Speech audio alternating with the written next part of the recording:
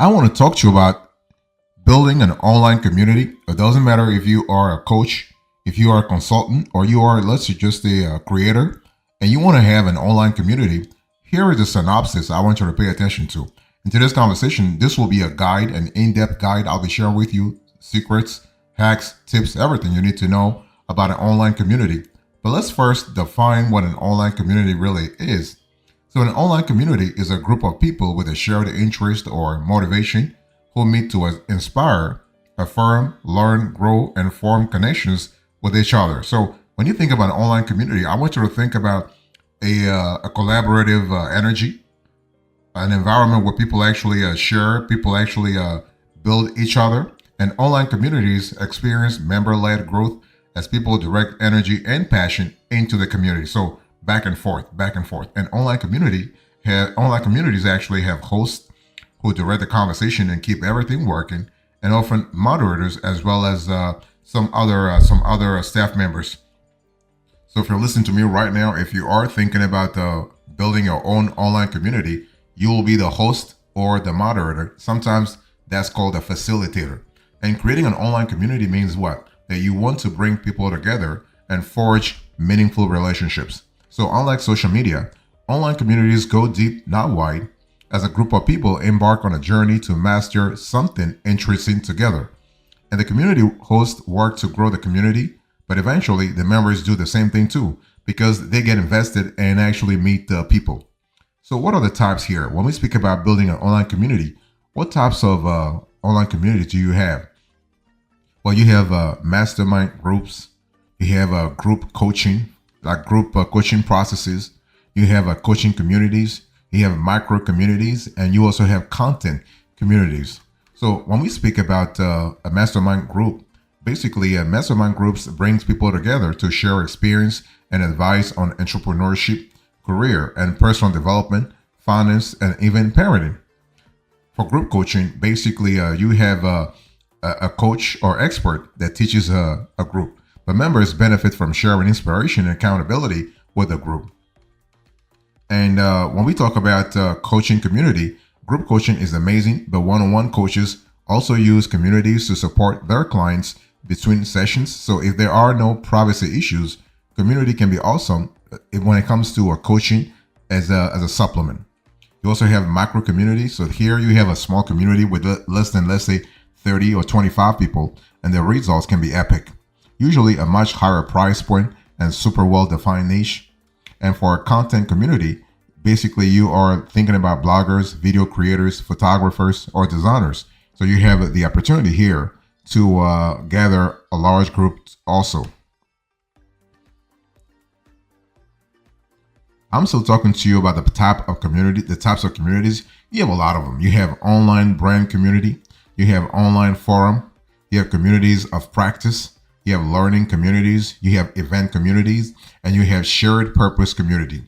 Let me break it down a little bit for you on those communities. So when I speak about online brand community, basically sometimes it's called a customer community. So those two names are interchangeable. So here is a platform that brings people together for the love of a brand to connect, learn, or even get product support.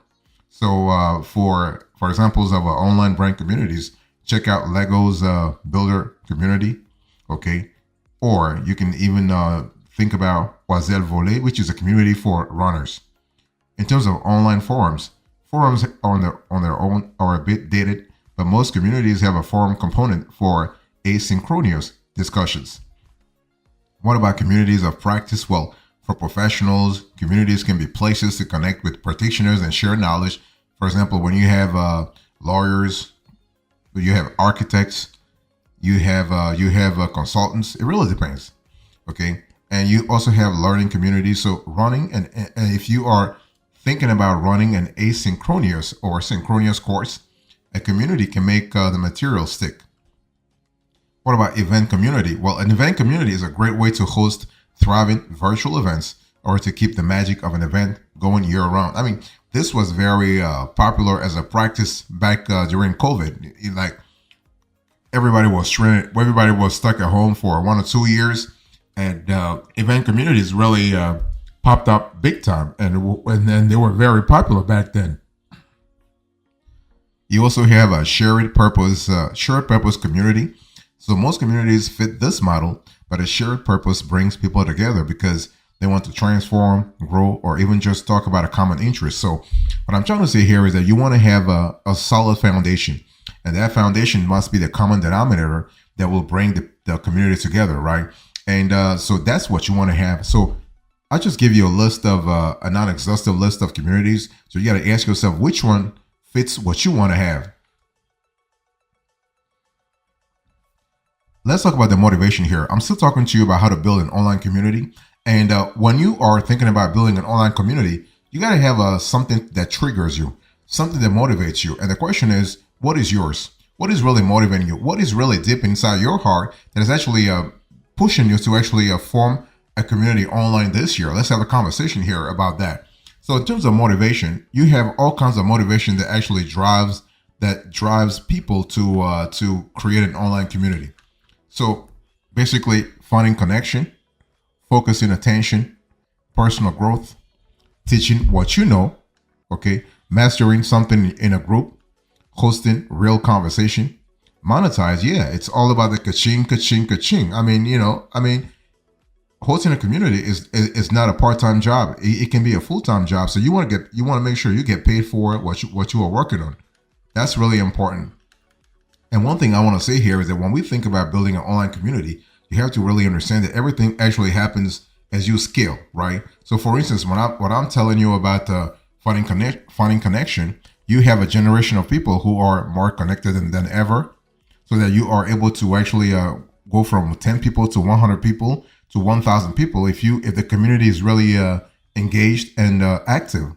Also, you can try to focus attention, or you can say, you know what? You want to teach what you know. If you are running an online course, for example, you will see actually a better results and completion when you connect it to a community. That's what you want. You want to have a base of loyal customers who are able to buy your courses on and on and on and on and on. Or you can try to really master something in a group also. That's totally fantastic, okay? Now, the thing is that when I talk about monetization, whether you are earning your first dollars, turning followers into members, or monetizing content, or even launching a multi-million-dollar brand community, communities generate consistent revenue in terms of recurring revenue and member value like nothing else, okay? So you have positive energy, that's for sure. You have the money flowing in. That's really fantastic. So we love that a lot in terms of scalability as a model. Okay, this is really important, especially when you think about the long run. So you want to make sure that basically you are able to grow a lot faster. So that's kind of cool. And when we talk about community business examples, you can have a faith-based community, for instance, an entrepreneurship organization, a health-focused community, let's say a podcaster community, and so on and so forth. So that's really important to think about.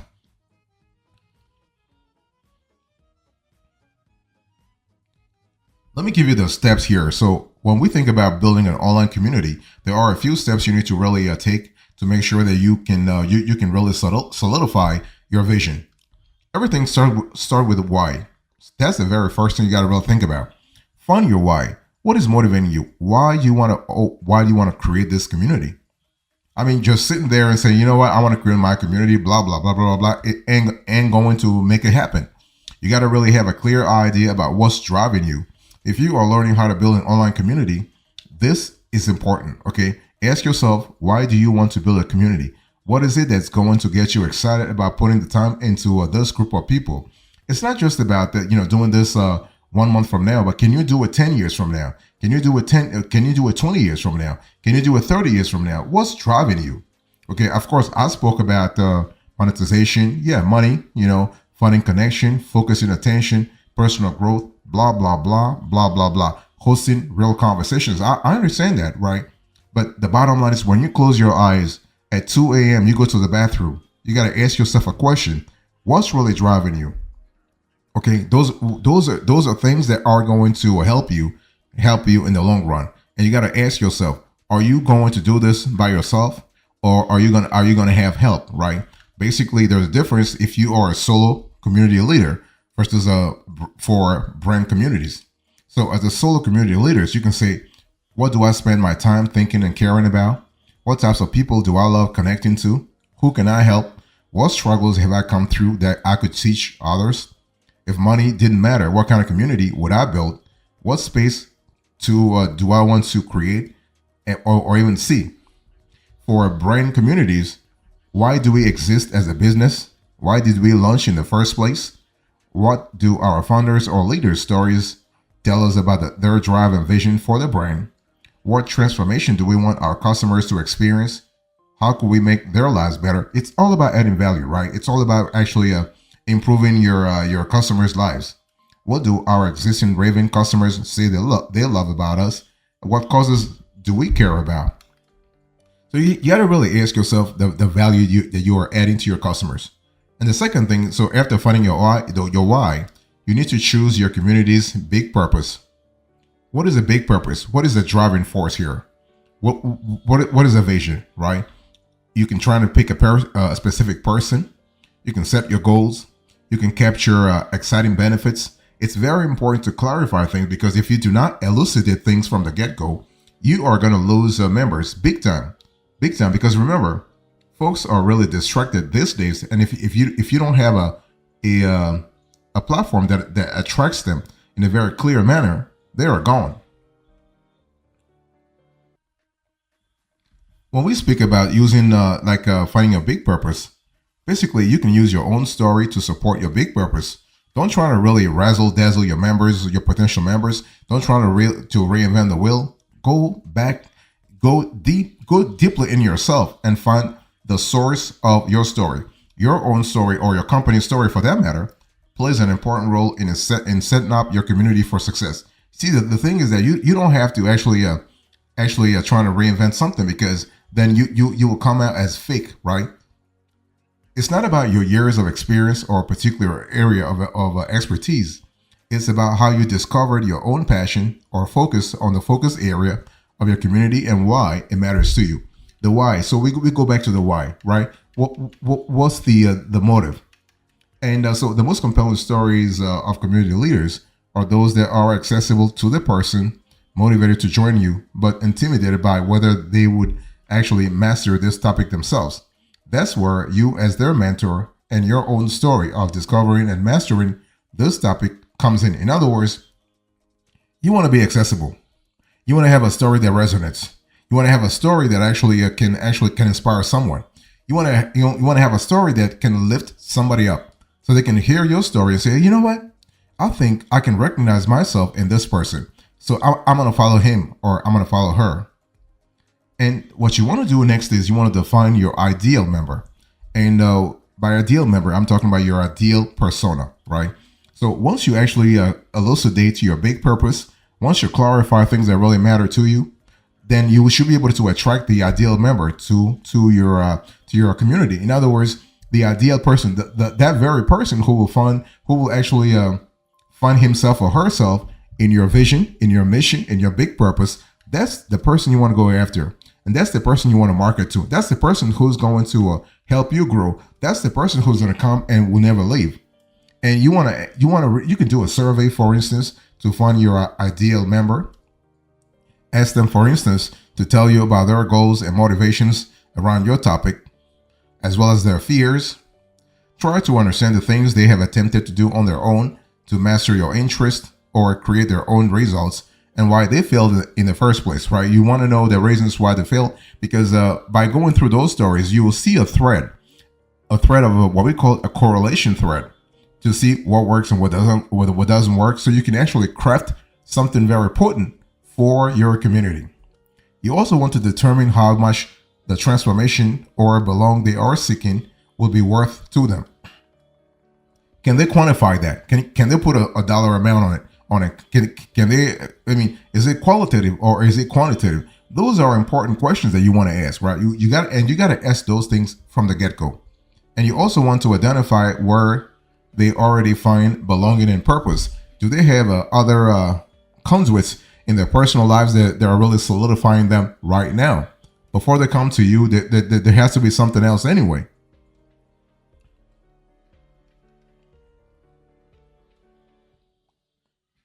When we talk about building an online community, you got to really you got to set this community in a in a timing section. In other words, time is quite essential. Chronology is important. You want to have a 12-month plan. Okay.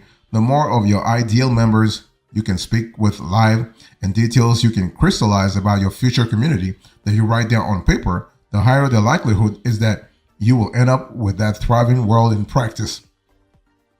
That's why it's important to look out to look out a year in advance and capture in detail what you want your community to deliver to its members. So that's really important because then if you can crystallize things for them, then they have a reason to stick to you. They have a reason to actually stick around. What can you do? What can a member do in a year that they can't do today? How do they achieve this result or transformation? What kinds of steps did the community motivate them to take? What did they learn over the course of 12 months that they didn't know on the day they joined? And the most important thing is that how does all this tie back to your ideal member interviews and what your people are seeking to accomplish that they have not been able to achieve on their own? See, the whole thing is that when you think about drawing more folks to your community, you got to really have a great plan, and the plan has to actually tie the past, the present, and the future. So this trifecta, what we call the magical trifecta, has to actually be primary in your big purpose. In other words, where your members were, where they are now, and where you want to drop them 1 year from now. So it's all about actually crystallizing things on paper, okay? And the next thing you want to do is you want to organize a weekly calendar and monthly themes. One of the best ways to ensure engagement in a community, especially without you having to do a lot of work, because that's the thing too. You don't want to do a lot of work. You want to automate things in the background as much as possible. So what you want to do here is you want to schedule a regular weekly calendar, and don't try to really complicate things. It's not really that complicated. Very simple. So do less work with better results by doing the same 2-3 things at the same time on the same days every week. With most community software today, you can even schedule this weekly events ahead of time. So when you have a weekly calendar, you and your members will get into a rhythm, and you need that rhythm. You know, the thing is, imagine all those New Year's resolutions. People actually are making promises and they never follow through. You know why? Because there is no rhythm. There is no momentum. There is no practice. There's no routine. So when you have a rhythm, this means what? It means that you are more likely to build your community into a habit among your members. And you want that. You want to have this construct, this fulcrum, this foundation. Then you can use the novelty of monthly themes to keep your community interesting and moving forward, fitting the theme of the month into your weekly calendar activities to strike the right balance of habit and excitement that really characterizes the best communities today.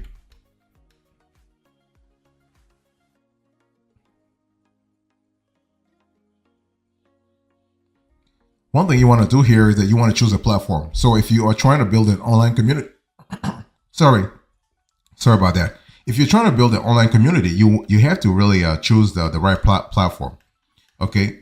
Basically, at some point, every community needs a platform, and it should be a proper community platform, because Facebook groups can be good for very small friend groups or very broad fan bases, but they actually suck for engagement. So today, a new crop of community platforms are putting the creator or brand front and center, letting you build your brand around your members to share your content. That's what you want, your content. So you're not fighting algorithms. You have an app that really helps you out. And you should be able to connect community, courses, content, and payments under your own brand across every platform, including your own native mobile apps and spots in the App Store. That's why you should build your online community on a unified member platform. So what should you look for in a community platform? You want to have admin features such as member management, your ability to create plans and bundles, to have detailed analytics, and also have access to powerful automations and AI tools. What about branding features? So you are able to customize the look and feel of your brand. I mean, the look and feel of your community. Light and dark mode options, create personalized experiences, and also you want to be able to host things on branded apps. What about engagement features? You're able to get custom activity feeds and notifications, host exciting virtual events, live stream to your members, chat and messaging, host rich discussions, subdivide your community into spaces, and also run email campaigns. Also, in terms of content options, you're able to share, post images and videos, create polls and discussion questions, automate discussions with icebreakers, build rich new member sequences, teach what you know with a course, and share long-form content. Also, for business tools, you can sell products and memberships, collect payments in different currencies, create plans and bundles. That's really good. Also, build landing and sales pages. Also, you want to share your community with the world. That's very important. You got to publicize things from the get-go. And that's an important element to actually tell the whole world you are here and you are here to stay.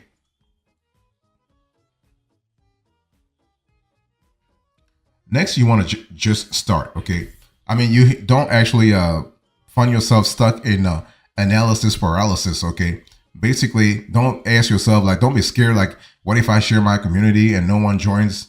What if it's too much work for me? What if people are too busy or don't want to try something off Facebook? See, the whole thing is that if you really clarify for yourself, because see, everything starts with yourself. If you're clear in your mind about why you want to do this whole thing, things become a little more, like, a little simpler, right?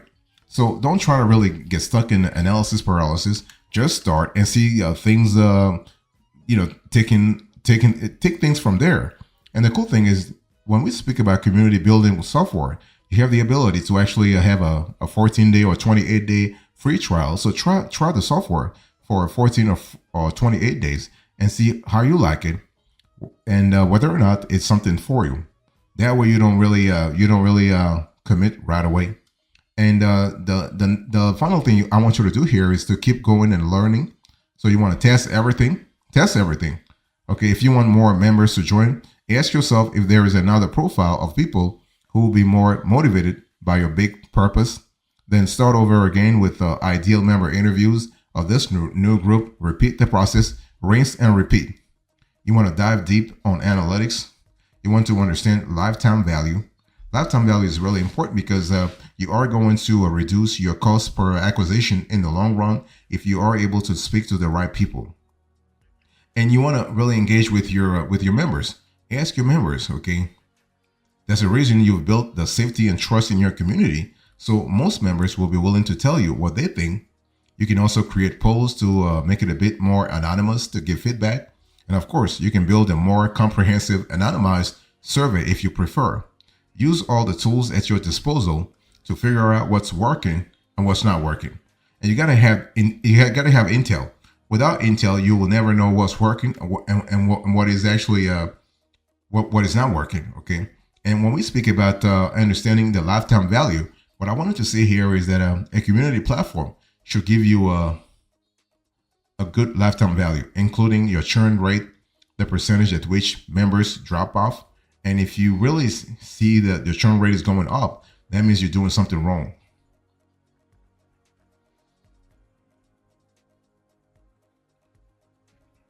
So here's the bottom line to this conversation. I give you an in-depth guide to building an online community. I give you the synopsis, the types, the motivation, the steps, and now the bottom line.